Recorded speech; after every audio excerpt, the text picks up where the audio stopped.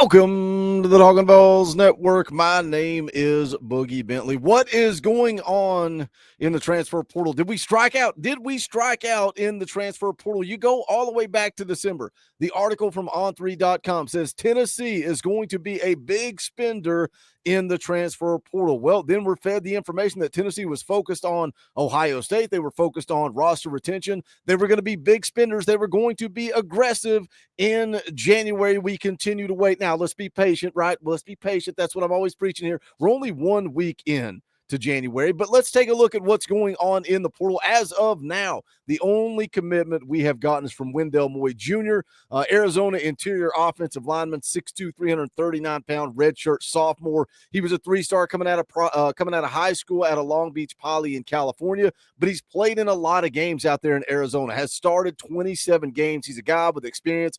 He's a guy that's got a pretty dang good pass blocking grade according to Pro Football Focus.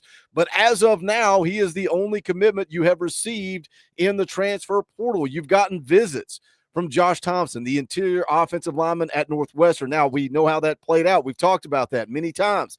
The prediction comes out. He's supposed to commit at noon on Christmas Eve.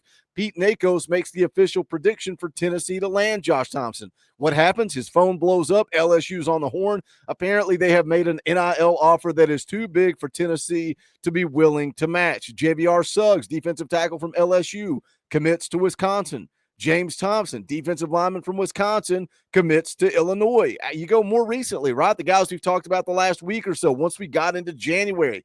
Angel Johnson, running back from South Dakota State, committed to Wisconsin. David Gusta, Washington State defensive lineman, committed to Kentucky. Now, Austin Price said on that one, Tennessee never really pushed. So we're seeing these guys as targets. And when we're talking about NIL, when we're talking about money, it's easy to sit here and be happy when guys like Arian Carter stay home. Nico Iamaleava stays home. Mike Matthews, the guys that were tampered with, the guys that were flirted with. We have to use our NIL money, roster retention, right? That is a real thing. Keeping guys on this roster that are your priority. That is part of it. So when a guy like, I don't know, James Thompson or a guy like David Gusta, if it's not really a fit, if it's you're not willing to spend that money, then you move on. So Tennessee never really pushed there. The one position that I'm a little bit concerned about as we get deeper into it, and that's the wide receiver room. When you look at the guys that transferred out, and yes, I've said many times on this channel, and I will continue to say it, I don't think we lost anybody that was going to be a big-time contributor. Yes, what about Squirrel White? Had a big season in 2023, banged up all year 2024. How much money did he want? How much money was Tennessee willing to spend? There's so many layers to the portal. Caleb Webb, who has gone scorched earth, full on Gerald Mincy. Don't be a Gerald and don't be a Caleb on social media. Any chance he can get to come after Tennessee fans, Tennessee coaches, that's what he is doing. Is that a guy you want in your wide receiver room? I think not. Chaz Nimrod, Nathan Laycock, Nate Spillman. More than anything, the reason I'm concerned about the wide receiver room is because of depth, number of bodies. There were a couple of targets out there that Tennessee was after. What's the latest on them? Where does Tennessee go from here? Did we strike out? We're going to get into it, but as always, I need you guys to do that YouTube stuff for me. Smash the thumbs up just below the video. Y'all know the deal by now. It's quick, it's free, it's easy, it helps the channel. I would greatly appreciate it. If it's your first time here on the Talkin VAWLS Network, welcome. We're not experts here. We're not insiders. We're not media. We don't pretend to be any of that. What we are is the same thing that you are. We're fans, for the fans, by the fans. If you like what we do, make sure you subscribe. Click the bell for notifications. You're not going to miss out when we go live or when we drop a video. Going to be live tomorrow night, Tuesday night, every single Tuesday night, 6:30 p.m. Eastern time. We play EA Sports College Football 25, but we talk all things Tennessee football. It's always a good time. Come hang out, get in on that fun. And then also, I think Wednesday night, 7 p.m., maybe me and Coach Jay going to go live and kind of talk about the portal, maybe do some film breakdown stuff, just a Talkin VAWLS live stream on Wednesday night. Quick plug, too, for the Patreon. You want to be a part of the EA Sports 25 Talkin VAWLS Dynasty. We're about to start year 3. It's the perfect time to get in. If you got a PS5, you want to hang out, you want to play that game with us, the link to the Patreon is in the description below. You can be a part of that dynasty. But let's jump into it. Let's talk about some of the wide receiver targets because this one got a lot of buzz on social media. Malik Benson takes to Twitter.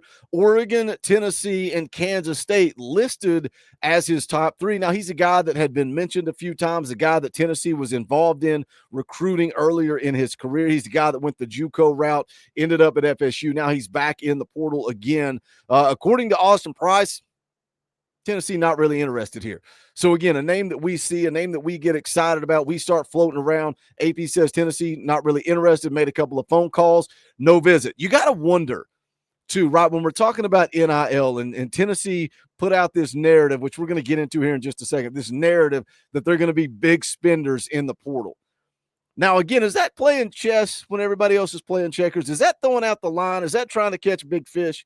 Is that what you're trying to do? Are you really going to be a big spender, or are you trying to get guys to show interest? And when you see that power T in a graphic, and we've seen this a lot in recruiting when we talk about Spire Sports Group being one of the top NIL collectives in the country, a lot of these guys will use Tennessee in their graphic for leverage. So is he really going to end up at Tennessee, or is he using Tennessee maybe for NIL leverage against a Kansas State? Is Oregon in there? Two big NIL spenders, Oregon and Tennessee. Is that leverage against Kansas State, maybe for Malik Benson to get a little bit more money out of Kansas State? Now, the big one that we've all been talking about, and that's the Branch brothers, Zachariah, Zion Branch, wide receiver safety combination. And this would have been big, man. We were pushing all in. We saw the narrative from Pete Nakos that Tennessee would be pushing all in. They were going to be aggressive. Brew McCoy was going to be involved. Nico's dad was going to be involved.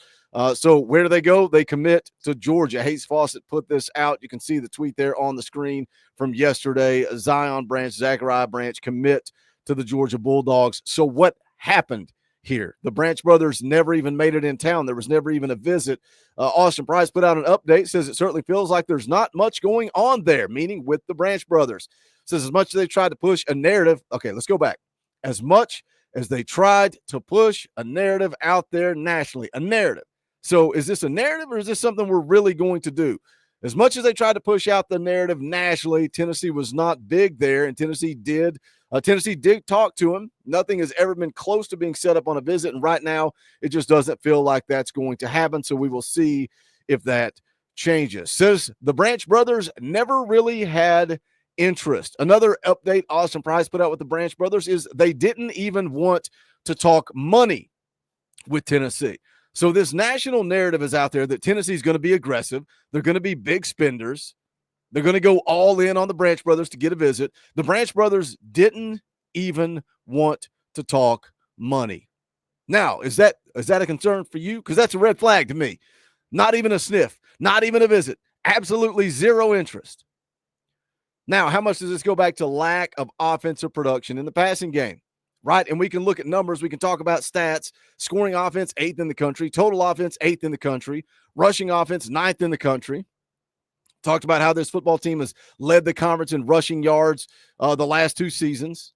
But then you go look at passing offense, 62nd in the country. The passing offense did not click in 2024. Now, was that on Nico? Was that on the wide receivers? Was that on the offensive line? Was that on the play calling? I think it could be a combination of all of that. Something has to change with this offense in 2024. And we've talked about the lack of creativity. Everybody's talking about Golish. Everybody's talking about Joey Halsley. I get it. I don't care who you blame. I don't care where the blame lies.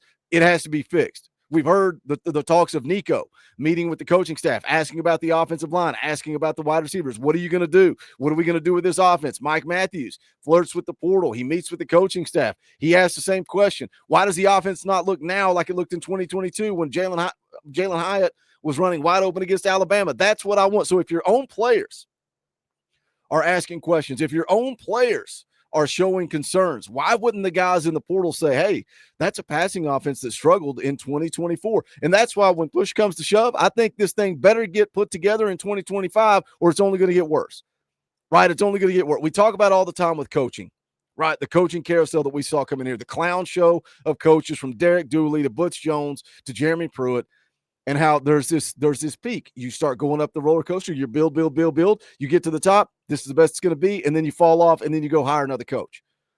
2025, Josh Heupel has to figure this offense out. Now, what I do like is Nico liked the answers he was given by the coaching staff.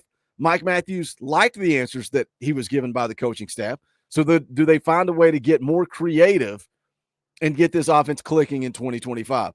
Austin Price put out another update last night, says, is it possible that playing your younger guys that people have been clamoring for is the upgrade?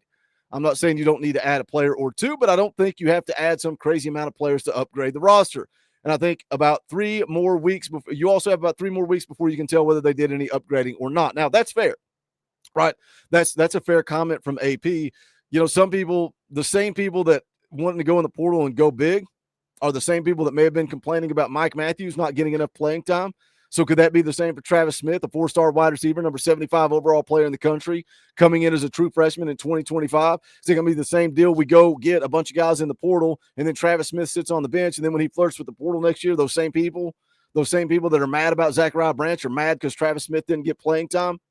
I think that's fair, but I also think it's fair to question why the narrative was put out there that Tennessee was going to be aggressive, but yet we continue to wait. Now, AP says, hey, you got some more football to be played. Tennessee semester starts late. You got 4 teams left playing: Ohio State, Texas, Notre Dame, Penn State. How many realistic options become available? And this is not me in panic mode. This is me asking fair questions, because I think when you look at the roster for next year, I think we're pretty good. I do have some questions about depth. Depth on the offensive line, clearly depth in the wide receiver room with the guys that left, Squirrel, Caleb, Chaz Nimrod, Nathan Laycock, Nate Spillman. That took a lot of depth there. Linebacker depth is a concern for me.